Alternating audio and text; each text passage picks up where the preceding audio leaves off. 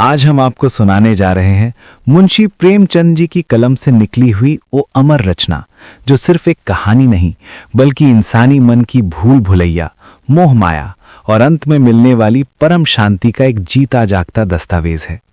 ये कहानी है एक ऐसे इंसान की जिसे दुनिया ने ठुकरा दिया, परिवार ने भुला दिया, लेकिन एक पक्षी ने उसे मोक्ष का रास्ता दिखाया। इस कहानी का नाम है आत्माराम।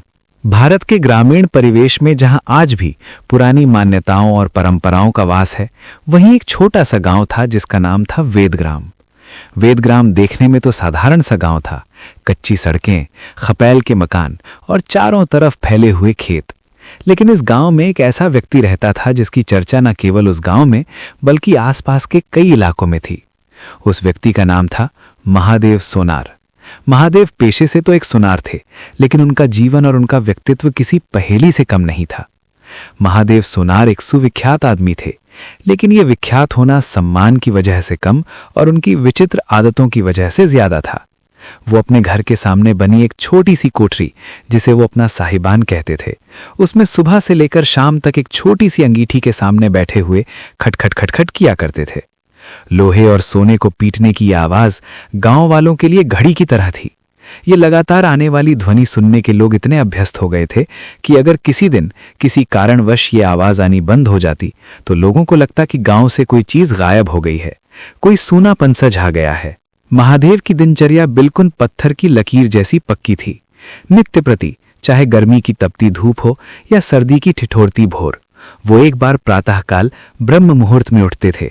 उनके हाथ में एक तोते का पिंजरा होता था और वो लड़खड़ाते कदमों से गांव के बाहर स्थित तालाब की ओर जाते थे। उस समय जब आसमान में तारे भी पूरी तरह नहीं छिपे होते थे, उस धुंधले प्रकाश में उनका जर्जर शरीर, पिचका हुआ पोपला मुंह और बुढ़ापे के बोझ से झुकी हुई कमर देखकर किसी अपरिचित मनुष्य को भ्रम हो सकता था कि शायद उसने किसी पिशाच या प्रेत को देख लिया है। लेकिन जैसे ही लोगों के कानों में उनकी भारी और कपकपाती हुई आवाज आती, सद्गुरु दत्त, शिवदत्त, दाता राम के चरण में चित्त लगा, तो लोग समझ जाते कि भोर हो गई है। ये मंत्र, ये ध्वनि वेदग्राम की सुबह का अलार्म बन चुकी थी। सद्गुरु दत्त, शिवदत्त, दाता, ये केवल शब्द नहीं थे, ये महादेव के अकेलेपन का संगीत था।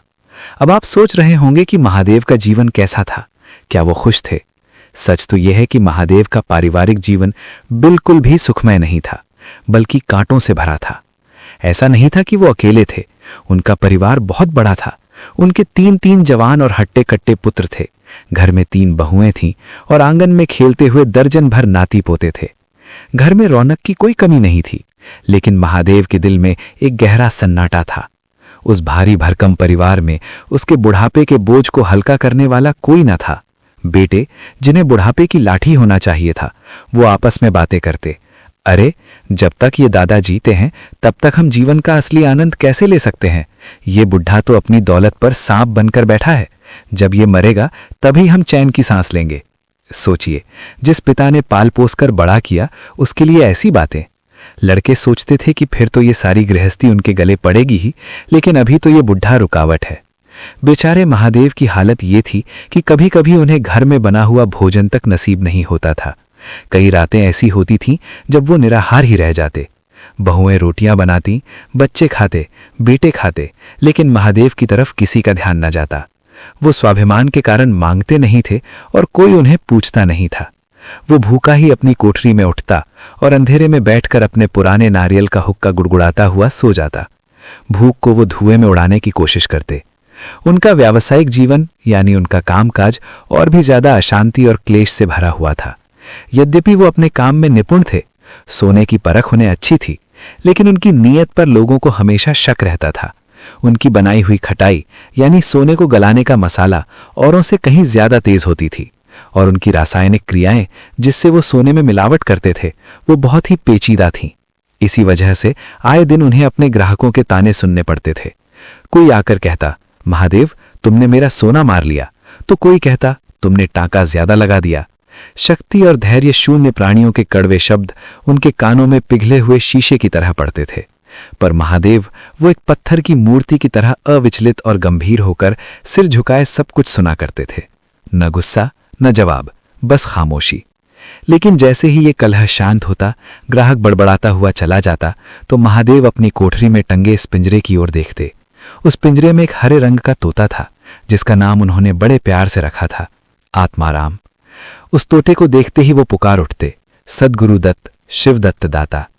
मानो इस एक मंत्र को जपते ही दुनिया भर का अपमान, घर की कलह और पेट की भूख सब कुछ गायब हो जाती थी। उनके अशांत चित्त को पूर्ण शांति प्राप्त हो जाती थी। वो तोता ही उनका मित्र था, उनका बेटा था और उनका भगवान भी। लेकिन होनी को कौन टाल सकता है? कहते हैं ना, इंसान का मोह ही उसके दुख का कारण बनता है। एक दिन एक ऐसी घटना घटी जिसने महादेव की दुनिया उजाड़ दी। संयोगवश घर के किसी नटखट लड़के ने शायद खेल खेल में या शरारत में पिंजरे का द्वार खोल दिया। तोता आजाद था और उसने वही किया जो एक पक्षी करता है, वो उड़ गया। महादेव अपने काम में मग्न थे। थोड़ी देर बाद जब उन्होंने सिर उठाकर आदत के अनुसार पिंजरे की ओर देखा तो उनका कलेजा सन्न रह गया, धड़कनें रुक सी गईं। तोता कहाँ गया? उनकी बूढ़ी आंखें जो अब कम देख पाती थीं, फटी की फटी रह गईं। उन्होंने चश्मा ठीक किया, फिर से पिंजरे को देखा। पिंजरा खाली था, उसका दरवाजा झूल रहा था। महादेव घबराकर अपनी जगह से उठे। उनके हाथ से हथौड़ी छूट गई। वो पागलों की तरह कोठरी से बाहर निकले और इधर उधर खपेलों पर निगाह दौड़ाने लगे। उनका गला सूख गया था। इस विशाल संसार में अगर कोई वस्तु उन्हें अपनी जान से भी ज्यादा प्यारी थी तो वो यही तोता था, आत्माराम। इस पक्षी से उन्हें किसी प्रकार का कष्ट न था। न वो हिस्सा मांगता था, न ताने देता था। वो अब जीवन की उस अवस्था में थे जब मनुष्य को शांति और स्नेह के सिवा और कोई इच्छा नहीं रहती, और वो स्नेह उन्हें अपनों से नहीं, उस पक्षी से मिलता था। तभी उनकी नजर पड़ी, तोता सामने वाली छत की एक खपेल पर बैठा था। हरे रंग का वो नन्हा सा जीव आजादी की सांस ले रहा था। महादेव ने जल्दी से खाली पिंजरा उतार लिया और उसे ऊपर दिखाकर बच्चों की तरह ललचाते हुए कहने लगे, आ सद्गुरु दत्त, शिव दत्त दाता, आजा मेरे भाई आजा। लेकिन मुसीबत अकेले नहीं आती। गांव और घर के लड़के जो हमेशा महादेव को सताने का मौका ढूंढते थे, वहां एकत्र हो गए। उन्हें तमाशा मिल गया। वो जोर जोर से चिल्लाने लगे, तालियां बजाने लगे, हूटिंग करने लगे। अरे देखो, बुढ़े का तोता उड़ गया। ऊपर से कौवे ने भी कांव कांव की रट लगा दी। तोता जो पहले से ही डरा हुआ था, इस शोर शराबे से और घबरा गया। उसने पंख फैलाए और उड़कर गांव से बाहर निकलकर आम के बगीचे में एक ऊंचे पेड़ पर जा बैठा। अब महादेव की हालत देखने लायक थी।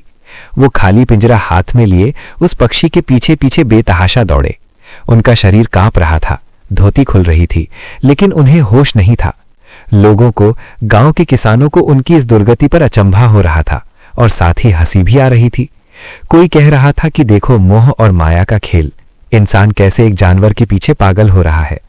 इससे सुंदर, इससे सजीव और इससे भावमय कल्पना नहीं की जा सकती थी कि एक बूढ़ा आदमी अपनी आत्मा को पकड़ने के लिए दौड़ रहा है। दोपहर हो गई थी। सूरज सर पर चढ़ाया था। धूप इतनी तेज थी कि पत्थर भी पिघल जाएं। किसान लोग अपने खेतों से काम करके वापस आ रहे थे। उन्हें विनोद का, हंसी जाक का अच्छा अवसर मिला। महादेव को चढ़ाने में, उसे परेशान करने में सभी को एक क्रूर आनंद आता था। किसी ने पीछे से कंकड़ फेंके, किसी ने सीटियां बजाईं, किसी ने तालियां बजाईं।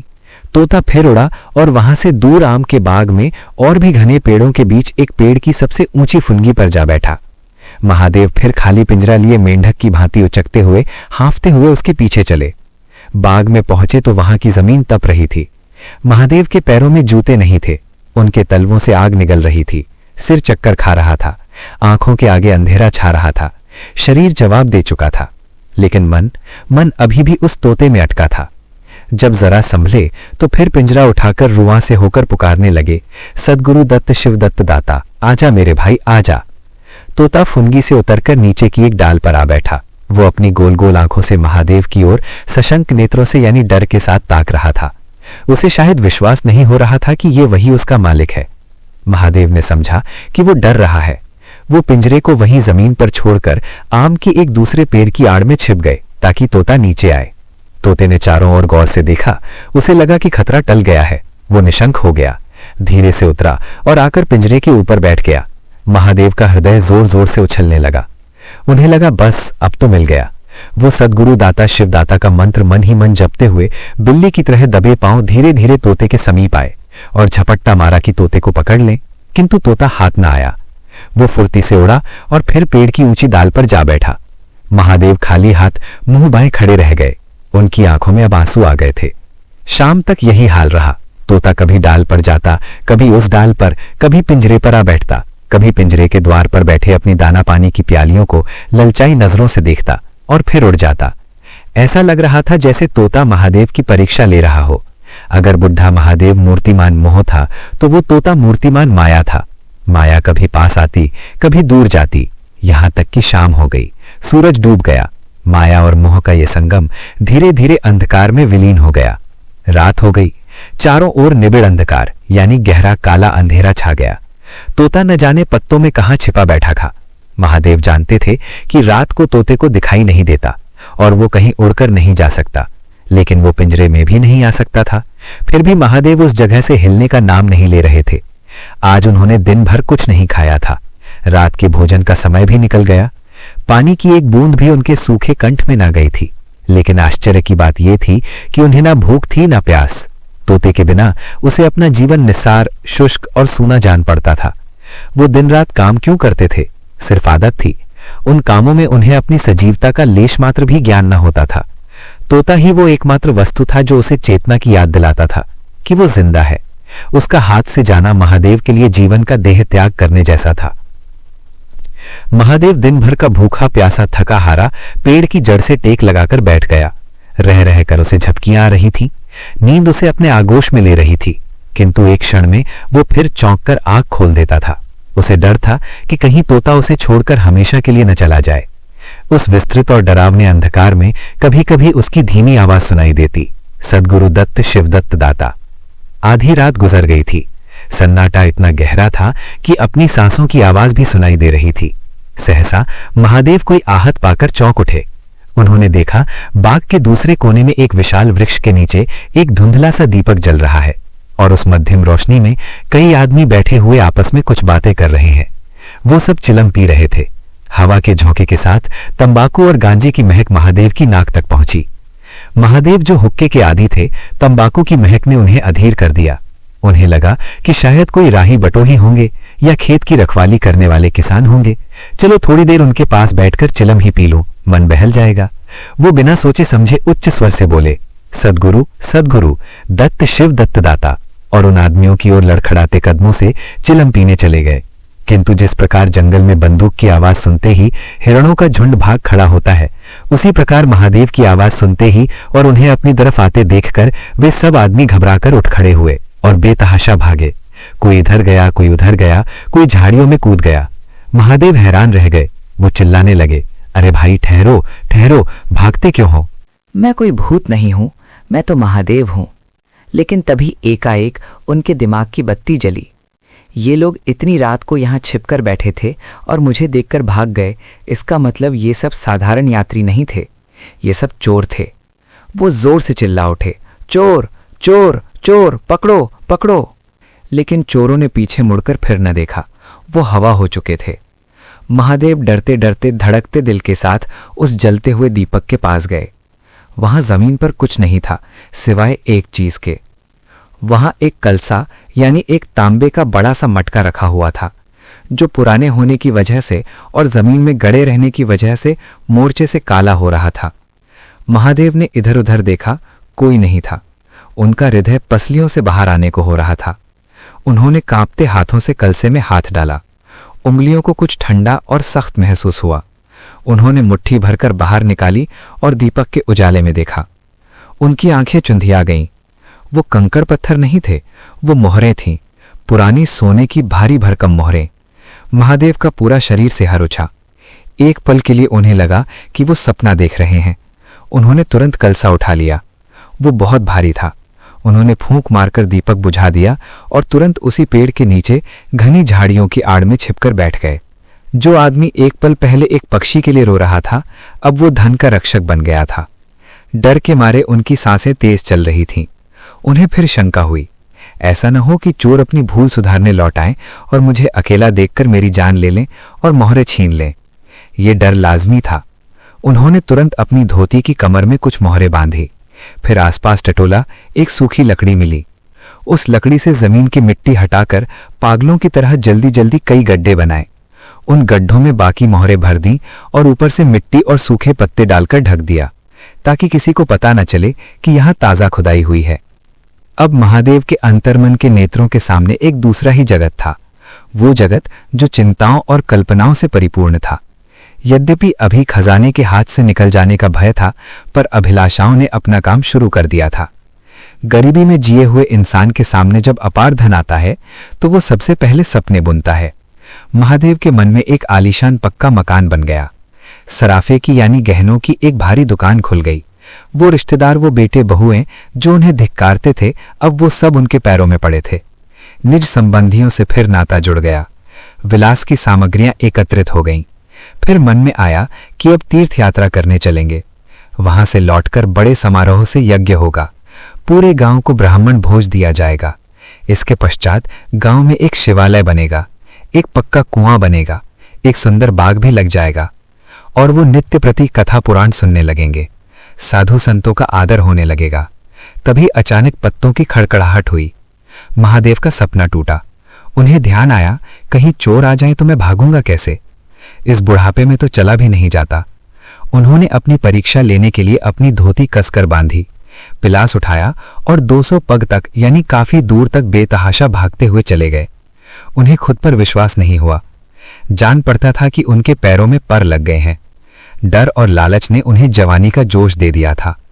जब तसल्ली हो गई कि वो भाग सकते हैं तो चिंता शांत हो गई। इन्हीं सुनहरी कल्पनाओं और डर के बीच रात व्यतीत हो गई। उषा का आगमन हुआ। पूर्व दिशा में लालिमा छा गई। ठंडी हवा जागी। चिड़िया गाने लगी। प्रकृति एक अनुराग में प्रकाश में डूबी हुई थी। सहसा महादेव के कानों में एक आवाज आई, वो आवाज जिसका उन्हें 24 घंटे से इंतजार था। सतगुरु दत्त शिव दत्त दाता, राम के चरण में चित्त लागा। ये बोल सदैव महादेव की जीभ पर रहता था। दिन में हजारों बार ये शब्द मुंह से निकलते थे, पर उनका धार्मिक भाव कभी भी उनके अंतःकरण को स्पर्श न करता था। जैसे किसी बाजे से राग निकलता है, उसी प्रकार उनके मुंह से ये बोल निकलता था, निरर्थक और प्रभाव शून्य। अब तक उनका हृदय रूपी वृक्ष पत्र पल्लव विहीन था, सूखा था, पर अब उस वृक्ष में कोपले और शाखाएं निकल आई थीं। इन पवित्र शब्दों के प्रभाव से उनका रोम रोम झूम उठा, गुंजित हो गया। उसी समय तोता आत्माराम अपने पैरों को जोड़े हुए ऊंची डाल से उतरा, जैसे आकाश से कोई तारा टूटे, और सीधा आकर पिंजरे में बैठ गया। महादेव प्रफुल्लित होकर दौड़े। उन्होंने पिंजरे को उठाया, उसे छाती से लगा लिया और बोले, आओ आत्माराम, आओ मेरे बच्चे। तुमने मुझे कष्ट तो बहुत दिया, रुलाया बहुत, पर मेरा जीवन भी सफल कर दिया। तुम नहीं उड़ते तो मैं यहां नहीं आता। अब तुम्हें लोहे के नहीं चांदी के पिंजरे में रखूंगा और सोने से मढ़ दूंगा।